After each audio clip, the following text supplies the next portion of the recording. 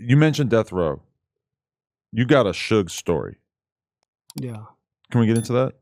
Yeah, I think I knew you was gonna ask me about that shit. It's a pretty legendary story. Yeah, I Yeah, figured my we boy should probably told me. touch on it. Al probably says he's talking about that. I know you going. I said, okay, you know, I don't want to make Suge mad at me no more because I don't want to say no more because he shouldn't never mad at me anyway. But Wait, have you heard from him in recent years? I've actually talked to Suge voice wise. He was on the phone with Magic, right? At the time, Magic. You know, books old bullets, hip hop scholarship. Gotta give out set to my boy still, even though it's good. He had to leave, so he had something to do. But Suge, I don't want him to feel like I'm beating on a dead horse, right? But I don't mind talking about it. It's the truth. But it's I think I won't do it no more after this one. So what you want to know, Al?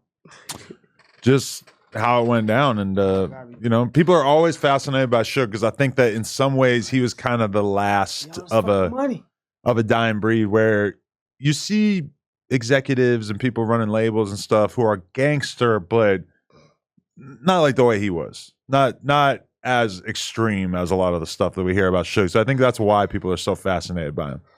Yeah, I mean, Suge was a shrewd businessman. You know what I'm saying? Before I go into that story, I'm gonna say I don't have nothing against Suge. I wish him to get home free Suge. You feel me? Free Marion, man. Let him out, shit. I know all about that shit too, and that was a fucked up situation. But I'm gonna speak about what I was in on. It was 93. I just got out of prison until 92. My big homie, rest in peace, Big Green Eyes. You know what I'm saying? He had it's my partner in crime. It's my big bro. He was older than me, and he had just got out doing a gang of time. And he told me that one of the homies was coming home.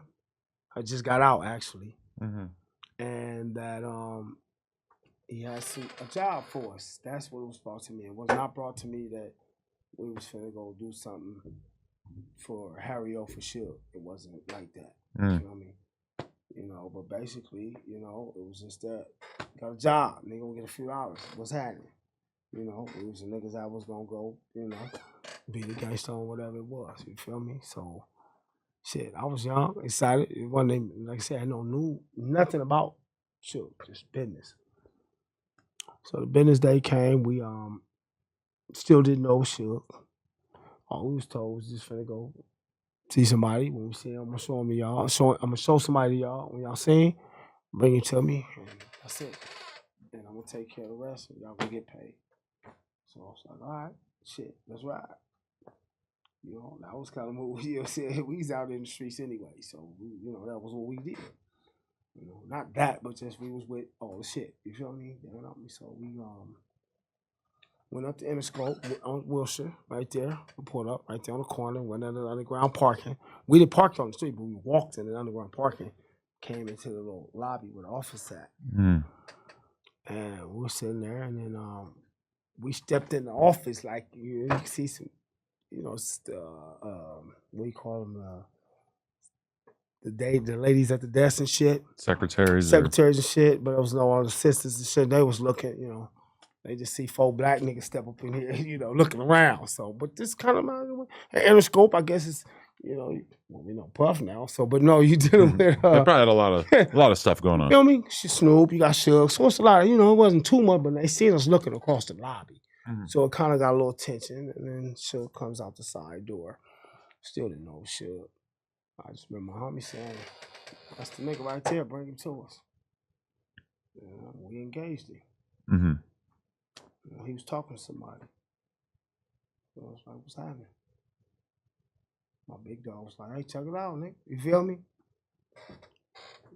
He kind of knew. You know what I'm saying? I figured he knew more than like what it was about. Cause some dudes already been up there, trying to get it, and they couldn't. And shit, we got the job done. So he runs. Well, I'm saying run, because like I said in the beginning, he when I told him before, he power walked towards the escalator, the elevators. We kind of noticed that we were engaging him, and he wasn't going to be able to get on the elevators in time, and we would engage him right there, so he hit the stairwells. And we was right behind him. And my big homie said, "Well, let that nigga get one of the doors and close the door on the stretch." And I was like, when I was on, I was like, check it out, my nigga. Check it out. You feel me? But he was like, still, I gotta. You know, and his defense, I know he didn't know what was going on, but he was trying to get to where his bodyguards was at. You know what I'm saying? You know, which is where all the power rules was at. You feel me? From Compton, all the niggas I didn't know they was all in there. You know what I'm saying? Cause we didn't know. I told you the truth, so I know just with Suge, we didn't know who he was at the time. Had heard about him, but I didn't know who he was. Had no description of this who it was. Nothing. We didn't get no name. It was just what it is. So as he up the hallway, I'm behind. Check it out, homie. The homie like, hey, when did he get the door? Is he close? You know, because Interscope got them doors, them hallway, all them doors up on them. And he was like, you get one of the doors closed, and we can't get in. So I was already, I pursued behind him. I was already close. And so, we stumbled up in the door, and I'm behind him, like kind of a little clip, And he had time to really close it because I was too close up on him, and I'm still, we like, nigga, check it out, nigga. You feel me? Straight up. It was serious. It was business, and he knew we was coming for something, but it was business. I still didn't know who he was at this time. So we steps in the door, and this is where all of them was at. They're in the office, and then now I kind of put two and two together now. Once I see all the niggas in here that I know from jail and, Compton and Watts, we right next door. So most of these niggas is our homies we grew up with. You feel me? And I had already been in the pen with one or two of them, but my big homie knew all the G's in here. And so, she'll kind of startle him when he stepped up in the door, how you feel me? Because, like I said, it was, hey, what's up, shit? What's up, man? He's like, I don't know. These niggas said I gotta go see their homie. Talk to somebody. It was like, my big homie said, nigga, I'm OG Green Eyes. Nigga. My name is nigga, you finna go talk to the homie. I ain't gonna mention his name. And so we went to go talk. And I was escorted back downstairs and, His bodyguards came with him? All the homies, yeah. Okay. They all came. We all went downstairs, went to the underground parking lot. And like I said, all of them knew the homie. They knew me, most of them, and they knew my big homie Green Eyes. You feel me? So they was like, he was like, nigga, this nigga finna go talk to I mean, I didn't see, I don't know say the name. We can bleep that. Yeah, his name. So I was like, all right, you feel me? And, so we escorted him back downstairs. And when we got down there, to my understanding, $500,000 check was signed. I don't know it to be facts. It was signed over. Because I saw him and the homie talking. You feel me? Like, at this moment, I still don't know about what's going on completely. Yeah, what was the $500,000 for exactly? Because Harry-O helped him start Death Row. Okay, it was going straight to Harry-O. Okay. Well, it was to Harry-O and probably a few other his business partners. It's some business shit that didn't go right like it should have. And Harry-O get what he was due to him. So. Did Suge earn your respect in that situation, or did you think that he handled it in another way? It still became, we're not partners because we don't kick it every day, but we became bull after that. You feel me? It was no hard feelings, no beef. He knew it was business, because afterwards, after everything was said and done, I'll say about like maybe a month later, we were backstage at the Summer Jam at 93 at the Forum, and I was with my brother, No Stretch, and a couple other homies. Top Dog, he wasn't Top Dog then, he was Dude Dog. So we was all backstage with his uncle Mike Conception, that's Top Uncle. So we was all backstage, we all grew up together. So we all backstage with Top Uncle Mike at the Summer Jam. So I'm back here with Queen Latifah, SWV, all of them, like right here type shit.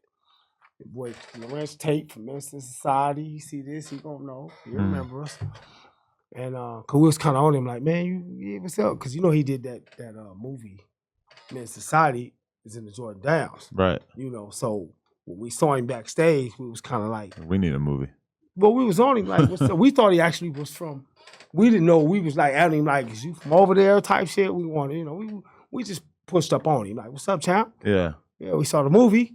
We was on him like that, like, yeah, we from the other projects. And then he was like, oh, no, I'm from Pennsylvania. And we was like, oh, my homie was like, oh, you act your ass off. But back to the story, while we was backstage, Right. me and Oz dipped off to go smoke some weed and shit.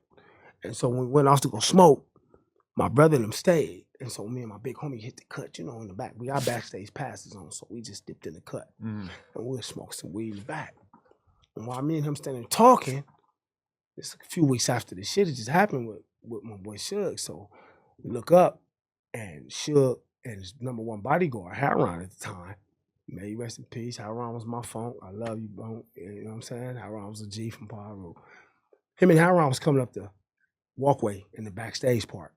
And me and I was sitting talking. And I said, hey, Stretch. And they said, look up. And I looked up.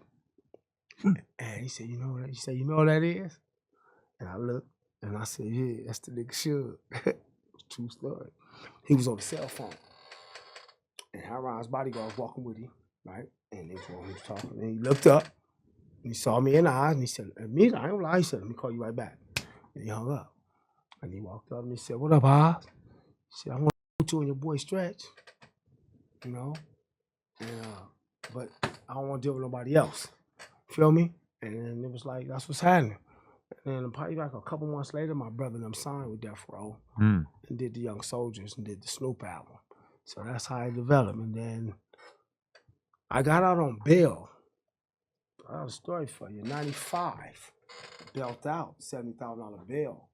And Death Row, if you remember, hosted the Soul Train Awards back then. Right. And shielding them through this big old thing on Wilshire right here. And the boy got killed at the after party. DJ Quick mentions his name on the album. When he said, rest in peace, the boy from 60 got killed. I was there that night. But this was a guy, if you listen to DJ Quick album, when Suge and them was hosting the Soul Train Awards after party, we was there. My brother and I performed. We was on stage that night. And I did my youngest brother verse because he was out of town at the time. And so I came on stage with my brother, Lil Stretch and Big Wad and them. And Suge was right here with my homie Big Green Eyes. They were standing next to each other while we were on the stage performing. But that night, something happened. And this dude from 60s got killed. He got stomped out real bad. And it was some shit happened, some bullshit that happened. It should have never happened, right? But I listened to the song, Quick talks about it. And he was like, rest in peace to the dude from 60s got killed. Because it was like that, whatever. But I was there that night. And me and my brother performed. I was out on bail. And me and Suge was chopping it up. And he was like, you gonna stay your ass out? Because he had actually gave my brother a little money to help bail me out. You know, so yeah, free Suge, man. I know how I feel. That's the homie. Right, yeah. It's crazy. Crazy story. Yeah. Shit, okay. In terms of where you're at in life right now, what are you working on? What's got you excited? What's going on right now? So I'm you know what got me excited is that I'm in a position to be able to change some youngsters' lives. You know, like I said, education is the key. So right now I got one of my homies. He runs the little county park area in my neighborhood. His name is Nene. Shout out to Nene. You feel me? And Nene supposed to give me some books and some backpacks and different shit. I be doing it already in my neighborhood with magic and shit, with books, whole business.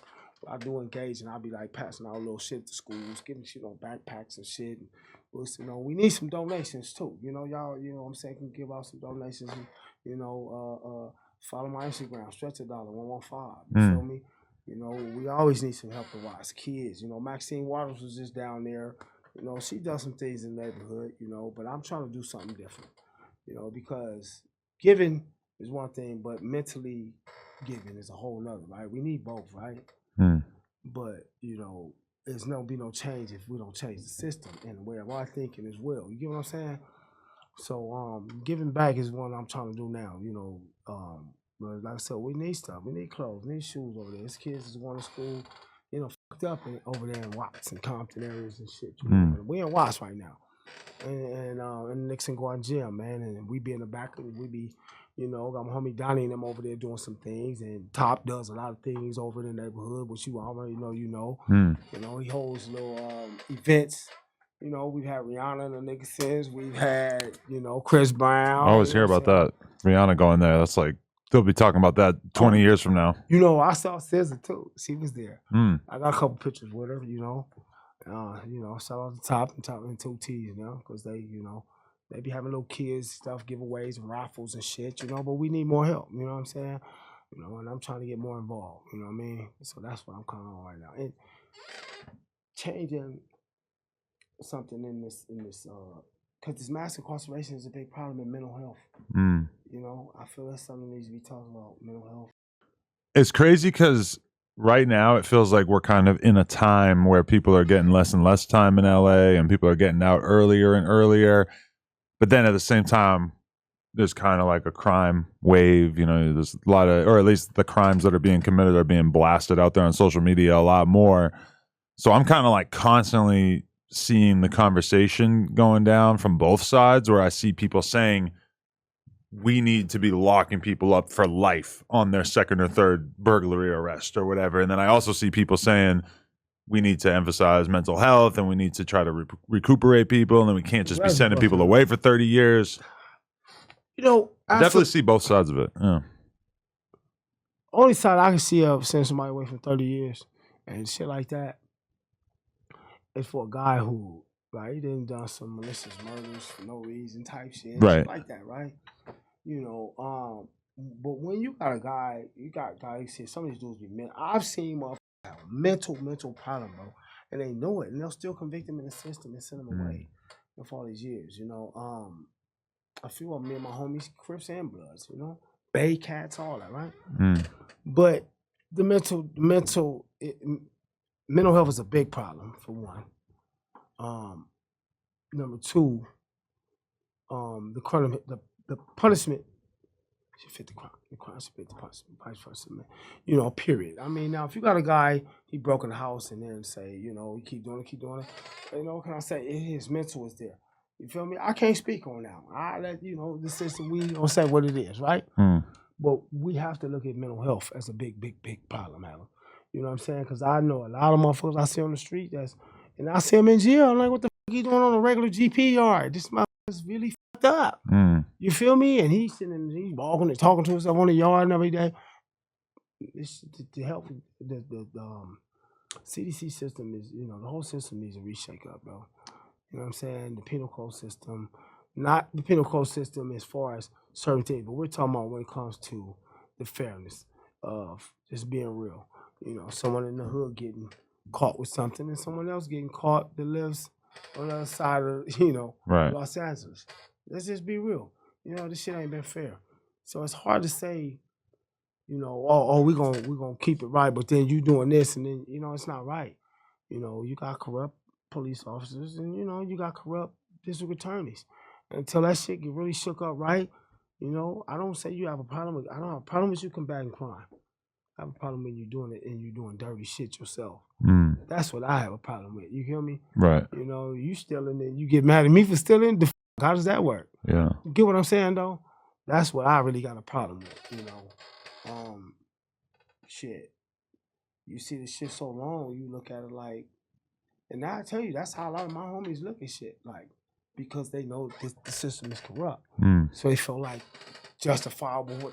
You know, now we talking moral standards is different. You know, I understand morally different now. You know what I'm saying? You know, I'm trying to see something different, period. If Trump gets elected, there's probably a pretty good chance that dudes are going to be doing a lot more time and there's going to be a lot less leniency. Over Camilla. I mean, I think she's more of the like activist style, who probably wants to be more likely to give people a break on mental health reasons, where I feel like Trump is like the tough on crime candidate that's probably going to be locking people up and throwing away the key. But who knows? When Trump was here last time I saw. And California's a liberal ass state regardless, so. To a certain extent, because like if you look at right now, we just talked about Camilla, right? Who denied my petition without even, if she looked at it, then that shows that she's even more would be corrupt than I would feel. You feel what I'm saying? But which way do you look at it? Did you look at it? Because if you did, you get what I'm saying? You how could you not, you feel me? Send my shit back to the courts. Yeah. And if you did look at it and you ignored it, then what does that say? You get what I'm saying? I'm just speaking for myself. I got the paperwork at home, man. You feel me? And so for me, I could never sit right with seeing, you know, even I don't believe in the voting system anyway.